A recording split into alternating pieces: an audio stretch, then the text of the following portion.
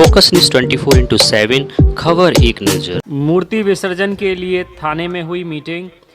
नगर चिरगांव थाना प्रभारी संतोष अवस्थी की अध्यक्षता में एक मीटिंग की गई, जिसमें नगर में जहां मूर्ति रखी गई हैं उनके कमेटी के लोगों को बुलाया गया, उनसे विचार विमर्श किए गए।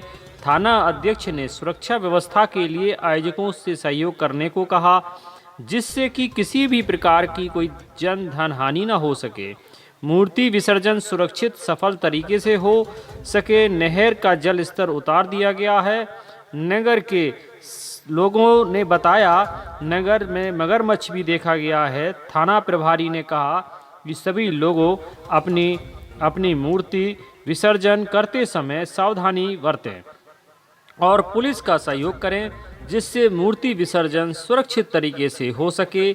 इस मीटिंग में नगर के गणमान्य व्यक्ति व पत्रकार बंधु उपस्थित रहे।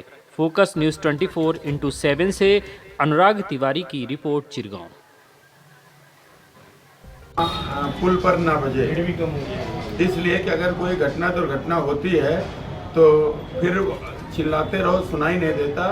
इसलिए माहौल ठीक बनाए रखने के लिए डीजे वहाँ पर बंद कर लिए जाए और शांतिपूर्वक, वैसे मानो कि नहीं आप, लेकिन फिर भी चर्चा चल रही है, चर्चा हो जाए। सर, ये आपको वो इस बात का ध्यान दें कि उनकी टीम के जो सदस्य हैं वो कम से कम किसी नशे का सेवन ना करें,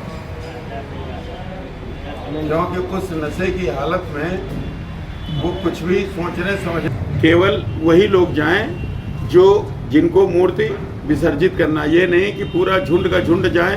किसी वो जो सीढ़ियां हैं बहुत पतली हैं और चिकनी हैं, कहीं किसी का पैर फिसले या किसी का धक्का लगे, डिस्टर्ब हो तो संभलने की जगह नहीं है वहाँ। इसलिए वो सावधानी आपको बरतनी पड़ेगी। अपनी अपनी कमेटी के सदस्यों को जागरूक करना पड़ेगा और इसको ध्यान रखना पड़ेगा। इसके अलावा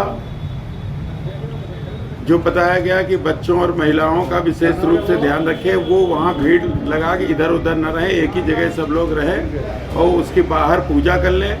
अगर हो सके तो जो वहाँ गोताखोर रहेंगे, आप बाहर पूजा करके सीढ़ियों पे उनको पकड़ा दो, वो विसर्जित कर दें।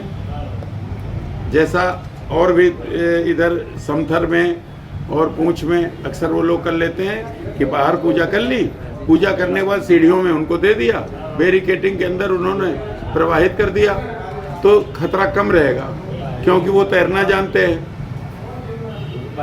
और हमने क्या कहा, आप गलती आप करोगे, लापरवाही हमारे ऊपर आएगी। दुनिया की ऐसी कोई व्यवस्था नहीं कर दी जाए, उसके बाद भी घटना हो जाए तो आप ये मान लो कि नहीं मेरी गलती है।